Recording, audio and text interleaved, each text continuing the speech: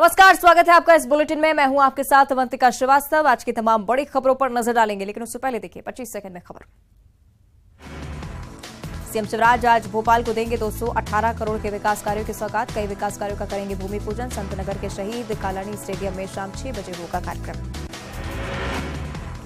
Shivraj cabinet का बड़ा फैसला, फसल हानि पर अब किसान को मिलेंगे 18,000 प्रति हेक्टेयर। कैबिनेट में आरपीसी 4 से 6 के दायरे को बढ़ाने के प्रस्ताव को भी मंजूरी। आज कोल समाज के प्रतिनिधियों से मुलाकात करेंगे सीएम शिवराज। हलवा महोत्सव को लेकर भी आज सीएम करेंगे बैठक। 26 फरवरी को झाबुआ में होने वाले बड़े उत्सव को लेकर करेंगे बैठक। केंद्रीय मंत्री ज्योतिरादित्य सिंधिया आज ग्वालियर दौरे पर कलेक्ट्रेट में विकास कार्यों की लेंगे समीक्षा बैठक। निगम की लाल टिपारा गौशाला का करेंगे निरीक्षण। शाम को शिवपुरी के लिए होंगी रवाना। दिग्विजय सिंह चुनावी मोड में पहुंचे सीहोर। बुधनी विधानसभा में मंडलम और सेक्टर प्रभारियों के लिए बैठक। कांग्रेस कार्यकर्ताओं की सुनी समस्याएं, कहा कमलनाथ के नेतृत्व में लड़ा जाएगा आगामी विधानसभा चुनाव। आज शाम होगा 49वें खजुराहो नृत्य समारोह का आगाज। मुख्यमंत्री शिवराज सिंह चौहान करेंगे कार्यक्रम का शुभारंभ। भरतनाट्यम और कथक नृत्य से होगी आयोजन की शुरुआत। आज होगी भूपेश कैबिनेट की बैठक। दोपहर 12 बजे सीएम भूपेश बघेल ने बुलाई कैबिनेट की बैठक। बैठक में कई अहम प्रस्तावों को मिल सकती है मंजूरी। छत्तीसगढ़ के 11 विधानसभा क्षेत्रों में भाजपा आज करेगी प्रदर्शन। मोर आवास मोर अधिकार को लेकर स्थानीय विधायक कार्यालय का होगा घेराव। दोपहर 2 बजे से शाम 5 बजे तक होगा चक्का जाम। गरियाबंद में 150 ट्रैक्टरों पर सवार होकर कलेक्ट्रेट घेराव के लिए निकले ग्रामीण आज जिला मुख्यालय का करेंगे घेराव। क्षेत्रीय समस्याओं और अधिकारों को लेकर उग्र आंदोलन की तैयारी। बलरामपुर में सामुदायिक पुलिसिंग के तहत पुलिस ने किया निःशुल्क हेलमेट का वितरण। लोगों से हेलमेट लगाकर वाहन चलाने की अपील। सड़क हादसों में हो रही मौतों को देखते हुए पहल। जांजगीर चांपा में महिला चोर गिरोह का खुलासा। मेले में चोरी करने वाली 8 महिलाएं गिरफ्तार। महिलाओं से चोरी के जेवरात भी बरामद। पेंड्रा में वित्तीय अनियमितता मामले में वन रक्षक निलंबित। फर्जी समिति बनाकर बड़ी राशि की हेराफेरी का आरोप। जांच टीम की रिपोर्ट के बाद डीएफओ का एक्शन। भिलाई में अश्लील हरकत करने वाला शिक्षक गिरफ्तार। 9 साल की मासूम को पढ़ाता था ट्यूशन। आरोपी के खिलाफ पॉक्सो एक्ट सहित अन्य धाराओं के तहत कार्रवाई। ग्वालियर में प्रेमी ने तलाकशुदा महिला की हत्या की। लाश को पूर्व पति के घर भिंड छोड़ा। ग्वालियर पुलिस ने आरोपी प्रेमी सुरेंद्र ठाकुर को किया गिरफ्तार। धमतरी में 5 दिव्यांग जोड़ों की शादी विधि विधान से संपन्न। स्थानीय संस्थाओं और गायत्री परिवार की अनोखी पहल। वर वधू को वैवाहिक जीवन के लिए दिए भरपूर तोहफे। छत्तीसगढ़ में सहायक शिक्षकों के प्रदर्शन का 14वां दिन। वेतन विसंगति को दूर करने की मांग को लेकर क्रमिक हड़ताल पर कर्मचारी। आज जांजगीर चांपा जिले के सहायक शिक्षक करेंगे प्रदर्शन। शिवसेना के चुनाव चिन्ह को उद्धव ठाकरे का बड़ा फैसला। एसीआई के फैसले को आज सुप्रीम कोर्ट में चुनौती देगा उद्धव गुट। शिवसेना का नाम और चुनाव निशान चुनाव आयोग ने एकनाथ शिंदे गुट को दिया। पीडीपी चीफ महबूबा मुफ्ती का बीजेपी पर हमला। कहा बीजेपी का आजादी में नहीं कोई योगदान। बीजेपी का राष्ट्रवाद से कोई संबंध नहीं। कांग्रेस नेता जयराम रमेश ने नीतीश कुमार के ऑफर का स्वागत किया। कहा कांग्रेस के बिना बीजेपी विरोधी कोई भी गठबंधन संभव नहीं। अधिवेशन में होगा गठबंधन पर फैसला। पटना सिटी में पार्किंग विवाद में फायरिंग में मरने वालों की संख्या बढ़कर हुई 3। पुलिस ने की 2 मौत की पुष्टि। भड़के लोगों ने आरोपी के घर और गाड़ी को फूंका। पुलिस ने 6 लोगों को किया गिरफ्तार। हरियाणा में कर्मचारियों का प्रदर्शन। चंडीगढ़ की ओर किया कूच। पुरानी पेंशन योजना बहाली की मांग। तमिलनाडु के चेंगलपट्टू में APJ Abdul Kalam satellite vehicle launch. School students के लिए बड़ा मौका। स्टूडेंट्स को अपना करियर बनाना होगा आसान। दिल्ली टेस्ट में भारत की शानदार जीत। ऑस्ट्रेलिया को 6 विकेट से हराया। 4 मैच की सीरीज में 2-0 से भारत आगे। दिल्ली टेस्ट में ऑलराउंडर रविंद्र जडेजा रहे जीत के हीरो। दूसरी पारी में 42 रन देकर झटके 7 विकेट। चुने गए man of the match. Sanjay Leela Bhansali ने फिल्म मेकर्स को दी नसीहत। बोले बिना फैक्ट्स के पीरियड फिल्में नहीं बनानी चाहिए। पद्मावत के समय झेल चुके हैं विरोध। बच्चों के साथ नजर आई शिल्पा शेट्टी। बेटी समीक्षा के लिए रखी बर्थडे पार्टी। बहन शमिता भी हुई शामिल। और अब विस्तार से खबरों पर चर्चा करेंगे और सबसे पहले जिक्र करेंगे छतरपुर का। बागेश्वर धाम के महाराज ने एक बार फिर से हुंकार भरी है। हिंदू राष्ट्र को लेकर उनकी हुंकार एक बार फिर से सुनाई दी है। महायज्ञ के समापन के दौरान पंडित धीरेन्द्र कृष्ण शास्त्री ने कहा है कि हमको पॉपुलैरिटी नहीं चाहिए, रामचरितमानस राष्ट्रीय ग्रंथ होना चाहिए, हिंदू राष्ट्र चाहिए। राजनीति और पार्टियों को लेकर भी महाराज ने एक बड़ा बयान दिया। उन्होंने कहा कि हम किसी सरकार या पार्टी के पक्षधर नहीं हैं, कोई भी पार्टी अपेक्षा मत रखना आशीर्वाद के अलावा।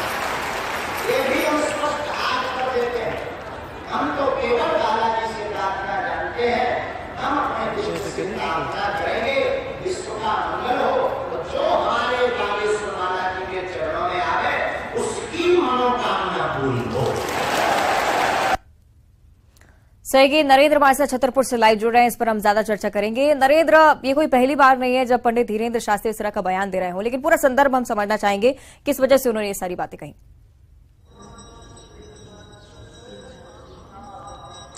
देखिए अवंतिका, बिल्कुल जिस तरीके से बागेश्वर धाम में जो महायज्ञ का आयोजन किया गया था वो विश्व कल्याण और भारत को हिंदू राष्ट्र बनाए जाने के उद्देश्य से बागेश्वर धाम के महाराज पंडित धीरेन्द्र कृष्ण शास्त्री द्वारा आयोजित किया गया था। और इस आयोजन के समापन के मौके पर उन्होंने फिर एक बार हिंदू राष्ट्र की हुंकार भरी है। उनका साफ तौर पर यह कहना था कि वह जो भारत में जो रामचरितमानस ग्रंथ है उसको राष्ट्रीय ग्रंथ बनाना चाहते हैं और सनातन की व्यापकता के आधार पर हिंदू राष्ट्र चाहते हैं, जिसको लेकर उन्होंने यहाँ पर फिर से बड़ा बयान दिया है। इसके अलावा उन्होंने भी यहाँ पर जो इस आयोजन के दौरान कई राजनेता और वीवीआईपी और कई पार्टियों के नेता इस धार्मिक आयोजन में बागेश्वर धाम पहुंचे थे, तो इसको लेकर भी उन्होंने अपनी स्थिति स्पष्ट करते हुए साफ शब्दों में कहा है कि वह ना तो किसी सरकार के पक्षधर है और ना ही किसी पार्टी के पक्षधर है। वह तो सिर्फ बालाजी महाराज पर विश्वास रखते हैं और उनको आशीर्वाद देने के अलावा किसी भी तरह का कोई और समर्थन नहीं कर सकते हैं। यानी स्पष्ट रूप से उनका ये इशारा था कि यदि जो राजनेता हैं, यदि वो बागेश्वर धाम इस बात को इस उम्मीद के साथ आ रहे हैं कि जो आगामी विधानसभा चुनाव है साल 2023 में, इसी साल जो चुनाव होने जा रहा है, उसमें यदि किसी का सपोर्ट की कोई उम्मीद लेकर आ रहा है तो बागेश्वर धाम के महाराज ने स्पष्ट रूप से साफ कर दिया है कि वह किसी भी पार्टी का सपोर्ट नहीं करेंगे। वह तो बालाजी महाराज रोकना चाह रही हूँ क्योंकि राजनीति से जुड़े ये जो बयान है इस पर राजनीति के लोग क्या सोचते हैं हम जान लेते हैं। हमारे साथ कांग्रेस की तरफ से भूपेंद्र गुप्ता जी जुड़ गए हैं। भूपेंद्र जी, बहुत स्वागत है आपका न्यूज 18 पर। भूपेंद्र जी, मेरी आवाज पहुंच रही है आप तक? चलिए कोशिश करेंगे हम संपर्क करें भूपेंद्र जी से, लेकिन लगातार इस बड़े बयान को लेकर अब चर्चा की जा रही है क्योंकि हिंदू राष्ट्र को लेकर ही यहां पर महायज्ञ का आयोजन किया गया था। तमाम बड़े राजनेता पंडित धीरेन्द्र कृष्ण शास्त्री से उस दौरान मुलाकात करने के लिए भी पहुंचे थे, लेकिन अब उन्होंने साफ तौर पर कहा है कि मुझे पॉपुलैरिटी से कोई मतलब नहीं है, हिंदू राष्ट्र चाहिए और साथ ही साथ किसी भी पार्टी का पक्षधर मैं नहीं हूं, किसी भी पार्टी के लोग मुझसे उम्मीद ना रखें, आशीर्वाद के अलावा मैं उन पार्टियों को, नेताओं को कुछ नहीं दे पाऊंगा। लेकिन दूसरी तरफ बड़ी बात यह कि हिंदू राष्ट्र को लेकर लगातार पंडित धीरेन्द्र कृष्ण शास्त्री बयान दे रहे हैं। राष्ट्रीय ग्रंथ होना चाहिए जो कि हिंदुओं के प्रति कहीं ना कहीं आस्था साफ तौर पर स्पष्ट करते हैं और कई बार इस तरह की बातें भी सामने आती हैं कि उन्होंने घर वापसी भी करवाई, कल भी इसी तरह की खबरें रहीं। रामचरितमानस राष्ट्रीय ग्रंथ होना चाहिए, साफ तौर पर उन्होंने कहा है। हमारे साथ कांग्रेस की तरफ से भूपेंद्र गुप्ता जी जुड़ रहे हैं। भूपेंद्र जी, स्वागत है आपका न्यूज 18 पर। जी नमस्कार। स्पष्ट रूप से पंडित धीरेन्द्र कृष्ण शास्त्री एक बार फिर से कह रहे हैं कि हिंदू राष्ट्र चाहिए, लेकिन राजनेताओं से उनका कोई मतलब नहीं, आशीर्वाद के अलावा कुछ नहीं दे पाएंगे। प्रतिक्रिया? कि राजनेताओं को जो है क्या चाहिए, राजनेता जो अपना काम कर रहे हैं और संविधान अपना काम कर रहा है, देश अपना काम कर रहा है, देश की संस्थाएं अपना काम कर रही है, सबका अपना काम है। देश संविधान से चलेगा, संविधान जो है देश का कानून है, देश चलेगा कानून से, व्यवस्था से, तो वो संविधान से चलेगा। और धर्म का काम है मानवता का विकास करना, धर्म को मानवता के विकास के काम में लगना चाहिए। राजनीति का काम है देश की जो है जनता के कल्याण का काम करना, राजनीति को उस काम में लगना चाहिए। और जनता का कल्याण का काम जो है देश में एक कानून एक व्यवस्था के तहत होता है, वो काम धर्म संविधान का है, तो संविधान अपना धर्म का निर्वाह कर रहा है, सब अपने अपने धर्म का निर्वाह करें। एक और बात भूपेंद्र जी मैं समझना चाहूंगी, कमलनाथ जी जब वहां पर पहुंचे तब भी हिंदू राष्ट्र को लेकर ही महायज्ञ यहां पर चल रहा था। हालांकि कमलनाथ जी ने स्पष्ट किया था कि संविधान से भारत चलता है, लेकिन जब जब कोई भी राजनेता किसी भी ऐसे धर्म सभा में पहुंचता है, कहीं ना कहीं रिलेशन तो देखा ही जाता है। भूपेंद्र जी, कमलनाथ जी तो जो है हनुमान जी के भक्त हैं, वो हनुमान जी के दर्शन करने गए थे वो वहाँ पे, तो वहाँ पे जो है इनके भी दर्शन कर लिए। हिंदू राष्ट्र की परिकल्पना पर कांग्रेस का क्या विचार? नहीं, इस तरह की काल्पनिक परिकल्पनाओं का कोई आधार हजारों नेताओं ने हमारे संविधान पीठ। ठीक है भूपेंद्र जी, जवाब इस पर हम ले लेते हैं। बीजेपी की तरफ से राजपाल जी हमारे साथ जुड़ रहे हैं। राजपाल जी, बहुत स्वागत आपका न्यूज 18 पर। जी नमस्कार। रामचरितमानस राष्ट्रीय ग्रंथ होना चाहिए, हिंदू राष्ट्र होना चाहिए भारत, आपकी प्रतिक्रिया इस पर? क्योंकि पंडित धीरेन्द्र शास्त्री लगातार यही कह रहे हैं। सनातन का मानने वाले व्यक्ति और सनातन का प्रचार करने वाले, सनातन की बात पंडित धीरेन्द्र शास्त्री, पंडित धीरेन्द्र शास्त्री सनातन का प्रचार प्रसार कर रहे हैं। सनातन धर्म के प्रचार प्रसार के सामने उसके संरक्षण और उसके विस्तार के कार्य में लगे, तो वो उसके संरक्षण और उसके विस्तार के लिए जो जरूरी करना होगा वो बात करेंगे। भारतीय जनता पार्टी सॉरी एक राजनीतिक दल, और राजनीतिक दल के नाते उसकी अपनी पंचनिष्ठा है, उसकी अपनी आइडियोलॉजी है, वो अपनी आइडियोलॉजी पे काम करती है। तो धर्म की बात अलग है, राजनीति की बात अलग है, दोनों बातें अलग अलग है। और वो धर्म के प्रवक्ता है, वो धर्म की बात करेंगे, वो सनातन के विस्तार की बात करेंगे। और सही बात अगर कोई करता है, भारतीय जनता पार्टी को उसका साथ है, उसके साथ है। यही बात भूपेंद्र जी भी कह रहे थे कि धर्म और राजनीति को अलग अलग रहना चाहिए। साथ ही साथ जब महायज्ञ का आयोजन हुआ तो कांग्रेस की तरफ से भी बड़े नेता गए, बीजेपी की तरफ से भी बड़े नेता गए, लेकिन ये भी उन्होंने स्पष्ट कर दिया है कि कोई उम्मीद ना रखें हमसे राजनेता, आशीर्वाद के अलावा हम कुछ नहीं दे पाएंगे। राजपाल जी, नहीं, अब संत के पास तो आशीर्वाद ही होता है और वो दे रहे हैं। संत तो समाज को देता है, आशीर्वाद के रूप में सब कुछ मिल जाता है। अगर वो आशीर्वाद दे रहे हैं तो उनके आशीर्वाद से हम लोग और अच्छा काम कर पाएंगे। 8 करोड़ मध्य प्रदेश की जनता की हम सेवा कर पाएंगे। ठीक है, शुक्रिया आपका राजपाल जी हमारे साथ जुड़ने के लिए इस चर्चा में। भूपेंद्र जी, आपका भी बहुत बहुत धन्यवाद जुड़ने के लिए। आगे बढ़ते हैं, टारसी से बड़ी खबर की ओर करेंगे। अखिल भारतीय हिंदू महासभा का कार्यकर्ता सम्मेलन आयोजित किया गया। सम्मेलन में पहुंचे हिंदू महासभा के कार्यकर्ताओं ने गोडसे जिंदाबाद के नारे लगाए। कार्यक्रम में शिरकत कर रहे हिंदू महासभा के राष्ट्रीय महासचिव देवेंद्र पांडे ने कहा कि वीर नाथूराम गोडसे के इतिहास को छिपाने की कोशिश की गई। मैं चुनौती देता हूं कि जो गोडसे को हत्यारा मानते हैं वो मुझसे मंच पर आकर बहस करें। गोडसे जी हिंदू महासभा के कर्मठ नेता थे। 2 अखबारों का संपादन किया उन्होंने। अग्रणी और हिंदुत्व नामक अखबार चलाने वाला व्यक्ति जिसने गांधी को पिता तुल्य माना, उसे सिर्फ एक लाइन में हत्यारा कह देने से वो हत्यारे नहीं हो जाते। मुझे लगता है पूरे विश्व में कोई भी ऐसा व्यक्ति नहीं हुआ जिसे सजा सुनाने वाले जज ने अंतिम फैसला करते हुए त्याग पत्र दे दिया हो और गोडसे के नाम पर उनकी जीवनी लिखी हो। तो निश्चित तौर पर गोडसे को आदर्श होना चाहिए इस राष्ट्र का। इधर सीहोर पहुंचे कांग्रेस के वरिष्ठ नेता दिग्विजय सिंह ने एक बार फिर से साफ कर दिया है कि आगामी विधानसभा चुनाव कमलनाथ के नेतृत्व में ही लड़ा जाएगा। कांग्रेस का चेहरा भी कमलनाथ ही होंगे। मध्य प्रदेश में मुख्यमंत्री का चेहरा कौन है? बात यह है, मध्य प्रदेश में प्रदेश कांग्रेस कमेटी के अध्यक्ष कमलनाथ जी, उन्हीं के नेतृत्व में हम लोग चुनाव लड़ेंगे, तो स्वाभाविक चेहरा वही है। और अब बात करेंगे छत्तीसगढ़ की। आज भूपेश कैबिनेट की एक बड़ी बैठक रखी गई है। दोपहर 12 बजे बघेल कैबिनेट की बैठक होनी है। कई अहम प्रस्तावों को मंजूरी मिल सकती है, लेकिन कैबिनेट में बजट के प्रारूप को लेकर मुख्य तौर पर चर्चा होनी है। आरक्षण को लेकर भी कैबिनेट में मंथन हो सकता है। साथ ही साथ प्रदेश में बढ़ता अपराध एक बड़ी चुनौती, और इसी चुनौती को लेकर भी कैबिनेट में चर्चा संभव है। तो कई महत्वपूर्ण विषय जिन पर भूपेश कैबिनेट की बैठक आज आधारित रहेगी, क्योंकि कई सारे मसलों को लेकर आज कैबिनेट की बैठक में चर्चा होनी है। बजट को लेकर भी मुख्य तौर पर मंथन की बहुत ज्यादा जरूरत, पिछले दिनों भी सीएम भूपेश बघेल मंथन करते आ रहे हैं। ज्यादा चर्चा इस पर हम करेंगे। सहयोगी ममता लांजेवार हमारे साथ रायपुर से लाइव जुड़े हैं, उनका हम रुख करेंगे। ममता, भूपेश कैबिनेट की बड़ी बैठक, माना जा रहा है कि अपराधों को लेकर कहीं ना कहीं चर्चा होगी और बजट की बातें भी सामने आई हैं। क्या कुछ हो सकता है आज बैठक में? 12 बजे मुख्यमंत्री निवास में कैबिनेट की बैठक होगी। तमाम कैबिनेट मंत्री जो हैं वो इसमें शामिल होंगे।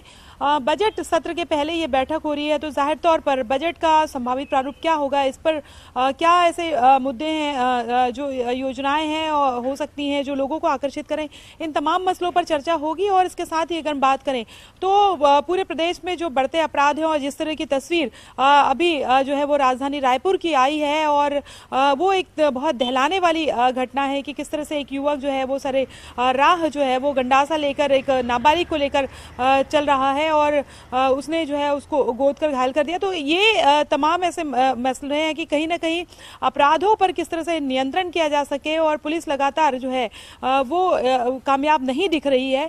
तो इस पर भी एक चर्चा हो सकती है। और बजट सत्र के पहले जो है वो किस तरह से बजट होगा, इनको लेकर हड़ताली जो कर्मचारी हैं लगातार, अगर हम बात करें तो सहायक शिक्षक हड़ताल पर है, आंगनबाड़ी कार्यकर्ता हड़ताल पर है, अनियमित कर्मचारी जो है वो नियमितीकरण की मांग को लेकर लगातार अलग अलग तरीके से हड़ताल कर रहे हैं। चुनावी साल है और सभी जो है वो जोर आजमाइश कर रहे हैं कि किसी तरीके से शायद जो वादे किए गए हैं या फिर उनकी जो मांगे हैं उस पर जो है वो कोई डिसीजन हो जाए। तो इन तमाम मसलों पर भी जो है चूंकि लगातार हड़ताल हो रहे हैं और काम भी प्रभावित हो रहा है। पिछले दिनों स्वास्थ्यकर्मी भी जो है वो हड़ताल पर चले गए थे, नर्सेस जो है वो एक दिन की हड़ताल पर थी, सीएल लिया था, उन्होंने अल्टीमेटम दिया हुआ है। तो ये तमाम ऐसे मसले हैं जिन पर जो है वो चर्चा हो सकती है। जी ठीक है, ममता बनी रहेगा हमारे साथ, आगे भी अगली खबर पर आपसे चर्चा करेंगे। रायपुर से बड़ी खबर का रुख करेंगे। प्रदेश में बीजेपी का एक बड़ा प्रदर्शन आज होने जा रहा है। 11 विधानसभा क्षेत्रों में बीजेपी आज प्रदर्शन करेगी। मोर आवास मोर अधिकार के तहत विधायक आवास का घेराव किया जाएगा। बीजेपी प्रदेश सह प्रभारी नितिन नवीन कांकेर में मौजूद रहेंगे। बीजेपी प्रदेश अध्यक्ष अरुण साह महासमुंद में घेराव करेंगे, जबकि पूर्व मंत्री बृजमोहन अग्रवाल राजेम में प्रदर्शन करने वाले हैं। विधायक विकास उपाध्याय के आवास का भी घेराव होगा। दोपहर 2 बजे से शाम 5 बजे तक बीजेपी बड़ा चक्का जाम करेगी।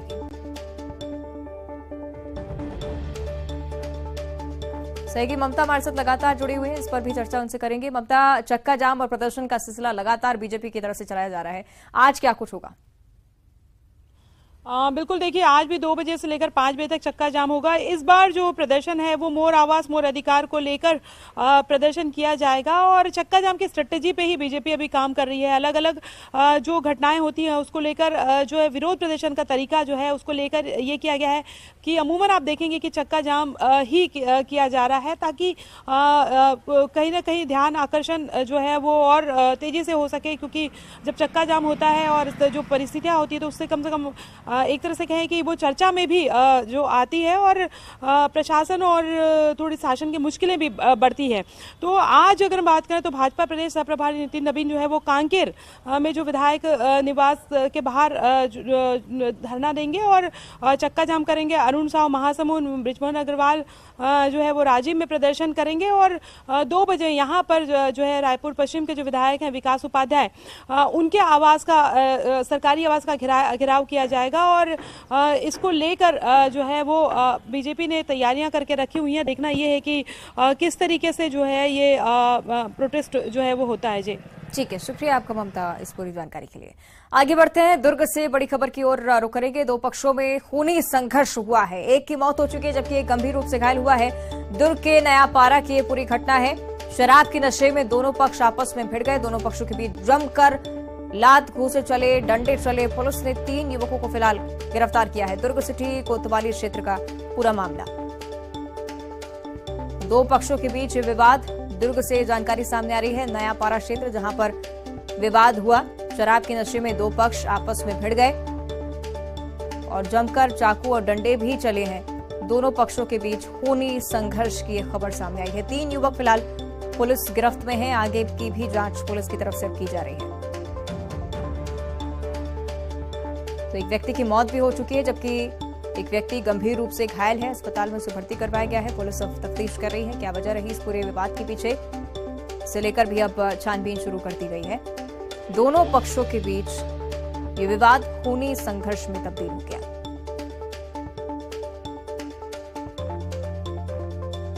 प्राथमिक तौर पर पुलिस ने 3 लोगों के खिलाफ कार्रवाई करते हुए तीनों को गिरफ्तार कर लिया है। अन्य लोगों की भी आगे गिरफ्तारी हो सकती है अगर आगे जांच में कुछ लोग और दोषी पाए जाते हैं तो। सहयोगी मिथिलेश हमारे साथ फोन लाइन पर जुड़ रहे हैं। मिथिलेश, क्या वजह रही इस पूरे विवाद के पीछे? देखिए अवंतिका, बताना चाहूंगा कि ये देर रात की घटना है, मामूली विवाद बताया जा रहा है। 2 पक्षों के बीच में जमकर विवाद हुआ और ये विवाद चाकूबाजी तक उतर आया। दोनों पक्षों के बीच में चाकूबाजियां हुई और चाकूबाजियां इतनी हुई कि 2 भाई जो थे वो गंभीर अवस्था में घायल हो गए, जिनको अस्पताल में ले जाया गया, जहां पर इलाज के दौरान एक युवक की मौत हो गई और एक गंभीर रूप से घायल है जिसका इलाज चल रहा है। इस पूरे मामले में पुलिस ने तुरंत कार्रवाई करते हुए रात भर के भीतर में अभी 3 लोगों को हिरासत में लिया है। उनसे लगातार पूछताछ की जा रही है और ये पता लगाया जा रहा है कि आखिरकार वजह क्या थी, असल वजह क्या थी और कितने लोग शामिल थे। यदि इस मामले में और भी लोग कोई शामिल होंगे तो उनकी भी गिरफ्तारियां की जाएगी। तो फिलहाल पूछताछ जारी है और पूछताछ में जो भी बातें सामने आएगी उसके आधार पर आगे की कार्रवाई की जाएगी। ठीक है, शुक्रिया आपका मिथिलेश इस पूरी जानकारी के लिए। और बुलेटिन में फिलहाल इतना ही। देखते रहिए न्यूज़ 18।